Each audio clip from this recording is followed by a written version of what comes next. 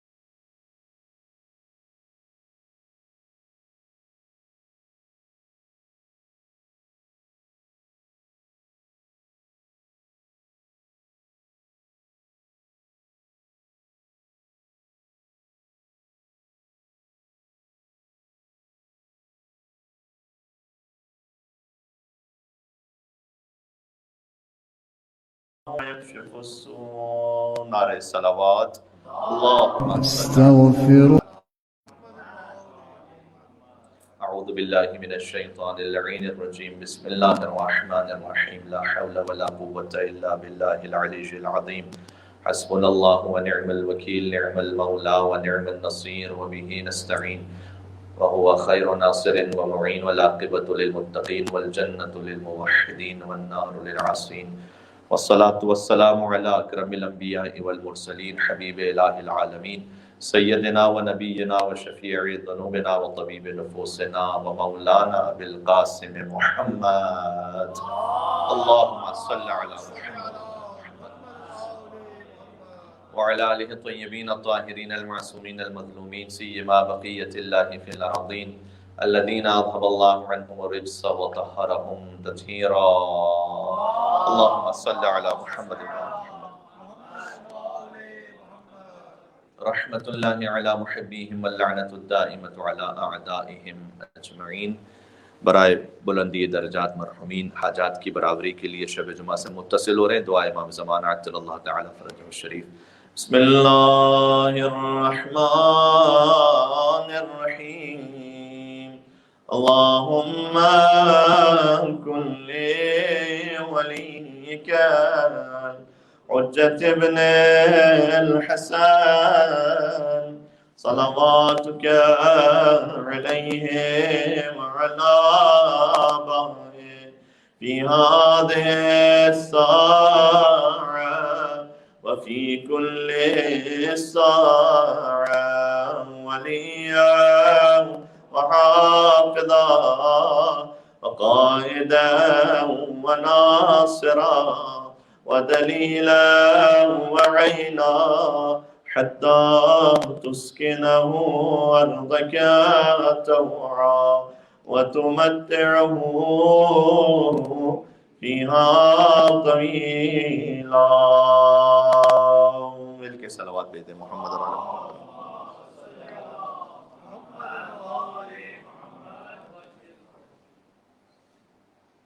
ایک موضوع کو آج آپ کی خدمت میں عرض کرنا چاہتا ہوں کہ جو اخلاقی طور پر بڑا اہم ہے، اور تقریباً ہمارے پاس جو آدھے گھنٹے کے قریب وقت ہوتا ہے، میں چاہتا ہوں کہ اس میں ایک ایشو کو آپ کے سامنے ڈسکس کیا جائے، اور قرآن کریم میں بھی اس کا بیان موجود ہے۔ وہ یہ کہ یوجولی اس قسم کی سوسائٹیز میں جس میں ہم رہ رہے ہیں، ایک جواز، ایک ایکسکیوز بہت سی باتوں کا ہم اپنے لیے، اپنے بچوں کے لیے پیش کرتے ہیں کہ کیا کریں، ماحول ہی ایسا ہے۔ یہ ایک جملہ بڑا کامنلی یوزڈ ہے کہ ماحول ایسا ہے اس لیے ہمیں بھی یہ کرنا پڑتا ہے، یا اس ماحول میں رنگ جاتے ہیں۔ اب وہ چاہے خواتین کے حجاب کا معاملہ ہو، چاہے وہ میوزک کا معاملہ ہو، چاہے وہ نامحرم کے ساتھ ڈیلنگ کا معاملہ ہے، بات چیت کا معاملہ ہے، ہینڈ شیکنگ کا معاملہ ہے، بہت سارے اس میں ہزاروں قسم کے مسائل ہیں کہ کیا کیا جائے، ماحول ایسا ہے، اور جس ماحول میں زندگی گزار رہے ہیں اس کا تھوڑا بہت اس میں ایڈجسٹمنٹ کرنی پڑتی ہے۔ قرآن کریم نے سورہ مدثر میں ایگزیکٹلی اس کے لیے ایک آیت نازل کی ہے، اور آپ آیت نمبر 41 کے بعد جا کے دیکھیے گا، ایک گفتگو ہے جنتی سوال کر رہے ہیں عن المجرمین، مجرمین سے یعنی کرمنلز. اچھا جہنمیوں کا ایک نام قرآن کریم میں کرمنلز ہے، بڑا خطرناک نام ہے یہ، اور لیکن ہے مجرمین. اب مجرم کا اور کیا ترجمہ کروں گا میں انگلش میں، کرمنل ہی کیا جائے گا. تو جنتی سوال کر رہے ہیں عن المجرمین، کرمنلز سے وہ پوچھ رہے ہیں. یعنی قرآن کی نگاہ میں کچھ ایسے جہنمی، بلکہ جتنے بھی جہنمی ہیں وہ سب کے سب وہ کرمنلز ہیں اللہ سبحانہ وتعالیٰ کی نگاہ میں.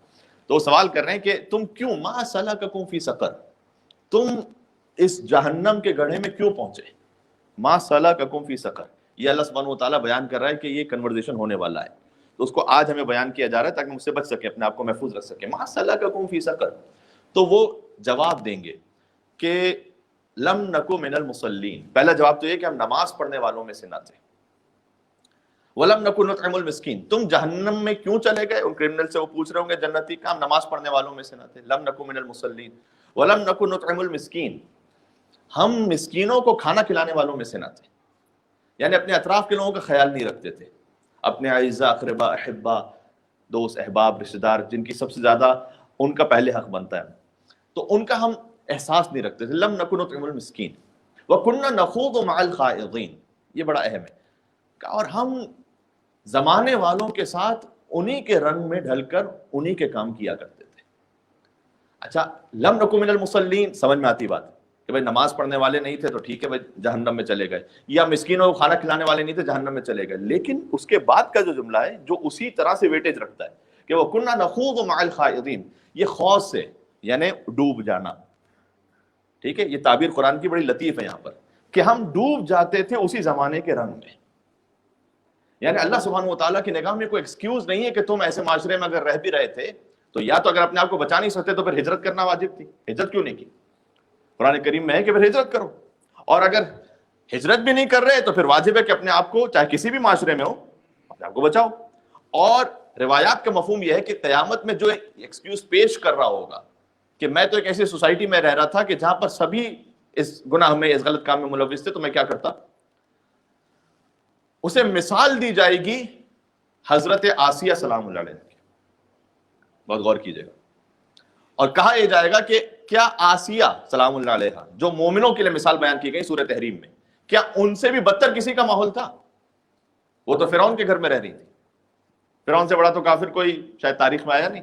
انا ربکم الاعلی، میں تو تمہارا سب سے بڑا رب ہوں. کون سا ایسا گناہ ہوگا، کون سی ایسی خرابی یا کون سی ایسی بدکرداری ہوگی جو فرعون کے محل میں آپ تصور نہیں کر سکتے.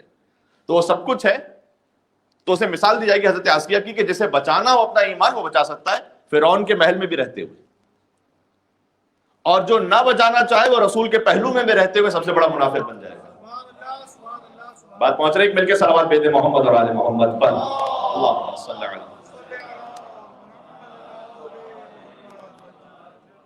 تو اللہ تعالیٰ کو یہ پسند نہیں کہ تم زمانے پر بلیم ڈالو، خود اپنے آپ کو دیکھو. تو حضرت آسیہ کی مثال دی جائے گی. اور حضرت آسیہ سلام اللہ علیہ نے اتنا عظیم الشان مقام اس بیوی کا، میں نے عرض کیا کہ مومنوں کے لیے مثال، اور جس سخت ترین طریقے سے کیپٹل پنشمنٹ انہیں دی گئی، یوں کہنا چاہیے کہ ایک تو ہوتا ہے کہ بھئی چلے ٹھیک ہے پھانسی دے دی گئی، یعنی اس زمانے میں جس بدترین طریقے سے سزا ممکن تھی وہ حضرت آسیہ کو اس طرح سے دی گئی خود فرعون کی طرف سے کہ زمین پہ لٹا دیا جاتا تھا اور ہاتھ اور پیر چاروں میں میخیں ٹھوک دی جاتی تھی. جا کے دیکھیے گا تاریخ میں یہ حضرت آسیہ کی اس طرح سے شہادت موجود ہے. دونوں ہاتھوں میں دونوں پیروں میں میخیں، میخ کیل کو نہیں کہتے، اس سے ایک مضبوط اور موٹی شے، اس میخیں اس سے گاڑ دی جاتی تھی، اور ایک سخت ترین وزنی پتھر اوپر سے گرا دیا جاتا تھا سینے پر. اس طریقے سے مارا جاتا تھا. حضرت آسیہ کی شہادت ایسے ہوئی ہے. اور جب یہ ہو رہا تھا کہ جب ان کے ہاتھ اور پیروں میں میخیں گاڑی جا رہی تھی اور اوپر پتھر گرایا جا رہا تھا، ایک خاتون ہونے کے ایسے ذرا تصور فرمائیے گا، اس وقت قرآن نے ان کی ایک دعا بیان کی ہے. سبحان اللہ. قالت رب ابن لی عندک بیتا فی الجنہ ونجنی من فرعون وعملہ ونجنی من القوم الظالمین. پروردگار مجھے اس دنیا کی تکلیف سے کوئی ہے ہی نہیں معاملہ، میں تو صبر کر کے گزر جاؤں گی. رب ابن عندک بیتا فی الجنہ، پروردگار اصل میری کامیابی ہے کہ تو اپنے پاس جنت میں میرے لیے گھر بنا دے. ونجنی من فرعون وعملہ، میں فرعون کے گھر میں رہ رہی تھی لیکن مجھے فرعون اس کے کرتوتوں سے تو بچا لے، ونجنی من القوم الظالمین، اور مجھے ظالمین کے کارناموں اور ظالمین کی قوم سے بچا لے، یعنی اپنے آپ کو دور کر دیا انہوں نے، اور اس کے بعد ان کی یہ دردناک شہادت ہوئی۔ تو کہنے کا مقصد ہے کہ حالات کیسے سنگین کیوں نہ ہو، یا تو انسان اپنے آپ کو بچا نہیں سکتا عقیدے اور عمل میں تو ہجرت کیجیے، اور اگر ہجرت نہیں کر رہے تو پھر اپنے آپ کو بچانے کا اہتمام کیجیے، یعنی ان دو میں سے کوئی اور تیسرا آپشن نہیں ہے، زمانے کے ایکسکیوز کا آپشن نہیں ہے۔ اور پھر جو اس راہ میں ایک مرتبہ چلنے کے لیے تیار ہو جائے نا، میں آپ کو حضرت آسیہ کی مثال تو بہت عظیم ہے، ایک بات اور عرض کر دوں، شاید کم مومنین کا علم ہو، روایات میں آیا اور سنی کتابوں سے روایات میں کہ حضور کی کچھ ازواج ہیں جن کا ذکر ہے کہ جنت میں حضور کی بیویاں کون سی ہوں گی۔ یہاں تو امہات المومنین کے لیے بڑا اہتمام، ظاہر سی بات ہے کہ شیعوں پہ الزام اور یہ سب، جنت میں کون ہے؟ کیا جنت جتنی امہات المومنین ہیں، بس پہ کوئی تفسیرہ نہیں کر سکتا کہ جنت میں حضور کی زوجہ ہیں یا نہیں ہیں، اس لیے کہ روایت میں تو فقط 4 بیویوں کا ذکر ہے، اور ان 4 میں سے فقط ایک وہ ہیں جو امہات المومنین کی فہرست میں اس وقت ہے، حضرت خدیجہ سلام اللہ علیہا۔ باقی حضرت آسیہ، حضرت مریم حضرت عیسیٰ کی والدہ، اور حضرت کلثوم حضرت موسیٰ کی خواہر، یہ وہ 4 ازواج ہیں جن کا ذکر جنت میں حضور کی بیویوں کے طور پر ہے۔ یعنی حضرت آسیہ فرعون کی زوجہ ہیں دنیا میں، جنت میں حضور کی زوجہ ہوں گی۔ تصور کر سکتے ہیں کیا مقام ہے۔ تو وہ تو حضرت آسیہ کی مثال ہو گئی۔ ایک اصفہان کے آیت اللہ جن کا نام تھوڑا عجیب ہے اور اس کی ایک وجہ ہے، آیت اللہ جہانگیر خان تشکائی، ٹھیک ہے، آپ نے شاید ہی کسی آیت اللہ کا نام آیت اللہ جہانگیر خان سنا، مطلب نام میں کوئی ویسے مسئلہ نہیں ہے، لیکن عام طور پر آیت اللہ سید علی، آیت اللہ محمد، آیت اللہ اس طرح آیت اللہ سید مہدی بحر العلوم، ٹھیک ہے، سید احمد مقدس اربیلی، یہ وہ نام ہے جو آشنا نام ہے۔ جہانگیر، آیت اللہ جہانگیر خان، اس کی وجہ اصفہان میں اس کے قریب کے آؤٹسکرٹس کے دیہات میں رہتے تھے، تو 40 سال تک، بار سے معذرت مجھے لفظ ممبر پہ استعمال کرنا پڑ رہا ہے تاکہ بچوں تک بات پہنچ سکے، گٹار بجایا کرتے تھے، اور جس کو اس وقت تک تو آیت اللہ نہیں تھے ویسے، تو جب وہ ایک مرتبہ کیا ہوا کہ وہ جس انسٹرومنٹ کو جو بجاتے تھے اس کا جو تار ہوتا ہے وہ ٹوٹ گیا، تو ریپیئرنگ کے لیے، اب وہ گاؤں میں رہتے تھے تو اصفہان میں ہی کوئی بڑی شاپ ہوگی کہ جہاں پہ جا کے ریپیئر کروا سکیں، تو وہ پہنچے وہاں پر۔ جب وہاں اپنا گٹار لے کے وہ پہنچے تو ایک بزرگ وہاں بیٹھے ہوئے تھے راستے میں، کہیں ان سے پوچھا، کوئی جی پی ایس وغیرہ سسٹم تو تھا نہیں، تو اسے پوچھا کہ بھائی یہاں پہ کون سی ایسی شاپ ہے کہ جہاں جا کے کام ہو سکے۔ تو بزرگ تھے، کبھی اللہ سبحانہ و تعالیٰ ایسے بڑے بڑے کام لے لیتا ہے کچھ لوگوں سے، تعجب ہوتا ہے انسان، نیکیاں ہوتی ہیں کچھ، انسان کے ماں باپ کی دعائیں ہوتی ہیں کچھ۔ تو اس بزرگ نے یہ کہا کہ دکان بتا دی، فلاں محلے میں جائیے، اس طرف سے نہ جائیے تو آپ کو یہ گٹار کو ٹھیک کر دے گا، تار جوڑ دے گا، لیکن جس طریقے سے یہ اس کا جو تار ہے اس کی مرمت ہوتی ہے، کبھی انسان کو اپنے نفس کی بھی مرمت کرنی پڑتی ہے۔ انہوں نے ایک جملہ کہا، کبھی ضرورت ہوتی ہے کہ دل انسان کے اندر وہ اتنا شکستہ ہو چکا ہوتا ہے کہ اس کی مرمت کی ضرورت ہوتی ہے۔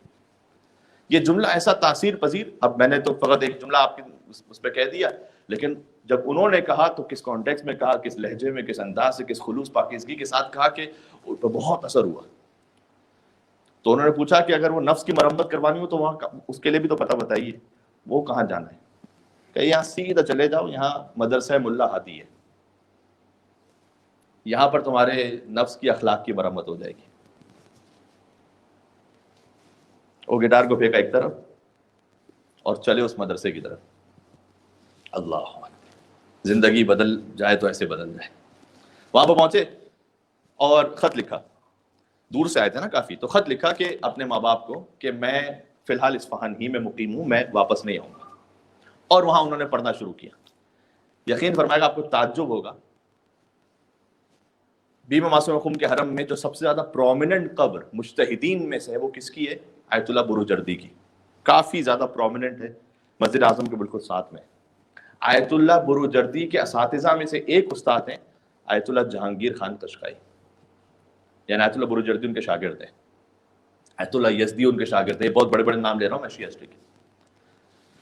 منقلب ہو گئے اور وہاں جا کر ایک طویل عرصہ گزارا، پھر یہ بات اگر بہت ہمارے قابل اعتماد ایک فارسی زبان کے خطیب ان سے میں نے نہ سنی ہوتی تو میں نہ پڑھتا یہاں پر، یہاں تک اس منزل پہ پہنچے، کیونکہ ابھی دسمبر مہینہ ہے اور کرسمس کا مہینہ، اس میں یہ سن لیجیے گا یہ بات بھی تو ریلیٹ بھی ہے اس کے ساتھ۔ تو اصفہان میں ایک آبادی تھی کہ جو کرسچنس کی تھی، اور کرسچنس میں وہاں پر جو ان کے پریسٹ ہے وہ بھی ہوتے تھے، تو ایک مرتبہ ان کرسچن پریسٹ کے ساتھ ایک بحث ہو رہی تھی، تو یہ ثابت کر رہے تھے کہ حضرت عیسیٰ ابن اللہ نہیں بلکہ عبد اللہ ہیں، ان مثل عیسیٰ عند اللہ کمثل آدم خلقہ من تراب ثم قال له کن فیکون، سورہ آل عمران، یہ آیہ مباہلہ سے پہلے کی آیت ہے کہ اللہ کے نزدیک عیسیٰ علیہ السلام کی مثال آدم علیہ السلام کی طرح سے، اس لیے کہ آدم کے تو نہ ماں نہ باپ، تو اگر عیسیٰ بغیر باپ کے خلق ہوئے تو آدم بغیر ماں باپ کے ہیں، تو پھر آدم زیادہ سزاوار ہیں کہ انہیں ابن اللہ کہا جائے۔ اس کا مطلب ہے کہ آدم بھی عبداللہ ہیں، عیسیٰ بھی عبداللہ ہیں، تو مقال له کن فیکون، اللہ خلق اس طرح سے کرتا ہے، وہ کہتا ہے کن ہو جا فیکون، تو وہ ہو جاتا ہے۔ کرسچن کے سامنے مثال اس لیے پاسبل ہے کہ ایڈم اینڈ ایو کو وہ مانتے ہیں، کیونکہ کامن گراؤنڈ پر آپ کی ڈیبیٹ ہو سکتی ہے نا، حضرت آدم حضرت حوا کو تو وہ مانتے ہیں کہ ان کی خلقت ہوئی اور ان کے واقعے کو مانتے ہیں، اگرچہ اس ڈیٹیل میں اس طرح سے نہیں مانتے جیسے ہم مانتے، لیکن حضرت آدم کی خلقت کو مانتے ہیں نا کہ اللہ سبحانہ و تعالیٰ نے خلق کیا، تو جب آدم علیہ السلام کی خلقت کو مانتے ہیں تو ان کے سامنے مثال دی گئی۔ وہ جشن عید مباہلہ کا موضوع بھی ہو، کبھی ہو سکتا ہے کہ 25 دسمبر کی کسی اسپیچ میں آپ کے سامنے عرض بھی کر دوں، تو انہوں نے دلیلیں دی، تو جیسے رسول اللہ کے سامنے وہ عیسائی نہیں مان رہے تھے، تو یہ آیت اللہ جہانگیر خان قشقائی بحث کر رہے ہیں، تو وہ مان نہیں رہے پریسٹ اصفہان کے جو ہے۔ تو اب جو بات عرض کرنے لگا ہوں، تو انہوں نے ان سے یہ کہا کہ اگر یہ ہماری ڈیبیٹ میں تو تم نہیں مان رہے، اگر حضرت عیسیٰ علیہ السلام خود یہاں آ کر ابھی کہہ دیں کہ حق کس کے ساتھ ہے، تو بات پہنچی ہے، میں کیا عرض کرنا چاہ رہا ہوں، آخر بے گفتگو ختم ہونے والی ہے آہستہ آہستہ۔ اگر حضرت عیسیٰ علیہ السلام خود آ کر یہ کہہ دیں تو مان لو گے؟ اچھا انہوں نے کہا کہ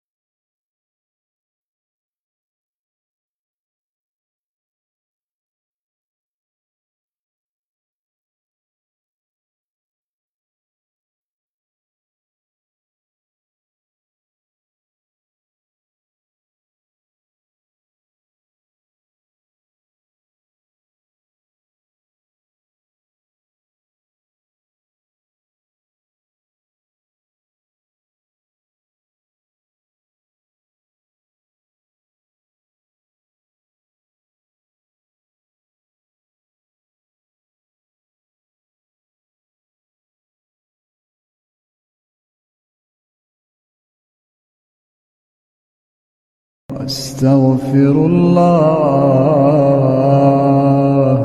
براہ راست اعمال شب جمعہ آپ کے لیے پیش کیے جا رہے ہیں پنجتن سوسائٹی آف وکٹوریا سے. إن الله غفور رحيم.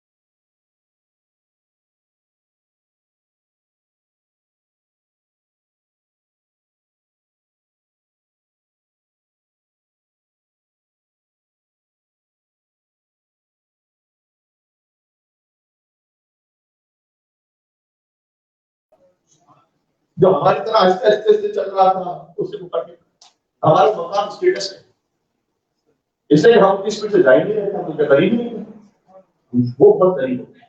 باتوں یہ ہے درجہ ہوگا کل یونیورسٹی صاحب نہیں کچھ تو ڈرتا نہیں، میں کون کرنے والوں کے سے کوئی ایکسکیوز انہیں پیش نہیں کیا، میں ان کا اچھا بس میں بات ختم کرنے لگا. حتیٰ یہ کہ کربلا محلہ میں ذرا غور کیجیے گا، جب 13 تیر کھا چکے سعید ابن عبداللہ حنفی 13 تیر کھا چکے، اس وقت بھی پوچھ کے رہے کہ مولا کیا صحیح وفا کرتی میں نے کیوں؟ اب ہم اور آپ میں سے کوئی سوچ سکتے ہیں تھوڑی سی قربانی دینے کے بعد ہم کیا سوچ بھی سکتے ہیں؟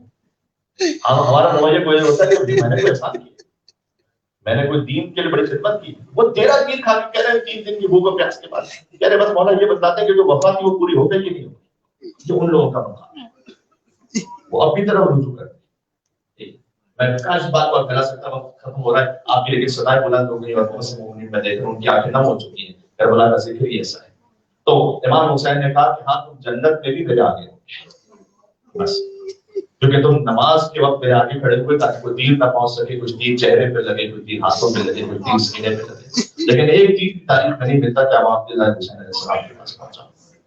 اور امام حسین علیہ السلام نے ان کے سر اقدس کو اپنی گود میں لیا تھا، اور اس کے بعد علماء بیان فرماتے ہیں کہ اپنی عبائے مبارک سے ان کی آنکھوں کا جو خون تھا وہ صاف کیا تھا، جیسے بالکل حسین نے ابوالفضل عباس علیہ السلام کی آنکھوں سے خون صاف کیا تاکہ عباس حسین کو دیکھ سکیں اور وقت آخر الوداع کا.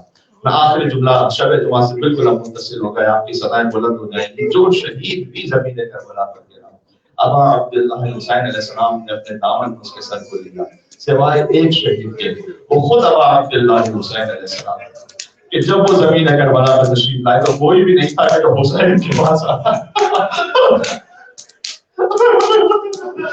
اور سارے اندر سے امام حسین علیہ السلام کو اپنی گود میں رکھا. لیکن ایک جملہ کہوں گا، زمان الاول شروع ہو چکا ہے، ایام فاطمیہ قریب ہونے لگے ہیں. ایک ماں مدینے سے حسین کا سر لینے کے لیے اپنی گود میں تشریف لائی تھی. حسین کے علاوہ یہ ہر شہید کا سر حسین نے خود اپنی گود میں لے کر بلند کیا، لیکن حسین کا سر جانتے کب بلند ہوا؟ بشیر و چاند سرعین صدر کا جب شیور امام حسین کے سینے پر موجود تھا، ان نے سر اندر کو کاٹ دیا اور کے نیزہ پر اتر شیور کے نیزے پر بلند ہوا. تو ایک بیمار بیٹے نے خیمے سے اپنے باپ کے سر کو تو کہنے تھا پر بلند دیکھا تو سلام کیا دور سے، السلام علیکم یا ابا عبداللہ، اور بی بی زہرا سلام علیہ سوال کر کے میں کے خیمے میں اور مستورات پوچھ رہی تھی، اے مولا سجاد آپ کے بابا کہاں ہے؟ آپ سلام کرنے، اور مولا نے اشارہ کیا خدا کسی بیٹے کو یہ منظر یا مولا نہ دکھائے کہ اسے خود اپنے باپ کے گدے ہوئے سر پر تو کہ نیزہ سے اشارہ کر کے کہنا پڑے وہ دیکھیے گا میرے بابا حسین تو کہ نیزہ پر بلند حسین کا سر اٹھانے والا کوئی نہیں سکتا. وَسَيَعْلَمُ الَّذِينَ ظَلَمُوا عَلَى مُحَمَّدٍ أَيَّ مُنقَلَبٍ يَنقَلِبُونَ السَّلَامُ عَلَيْكَ يَا أَبَا عَبْدِ اللَّهِ وعلى الأرواح التي حلت بفنائك السلام على الحسين وعلى علي بن الحسين وعلى أولاد الحسين وعلى أصحاب الحسين.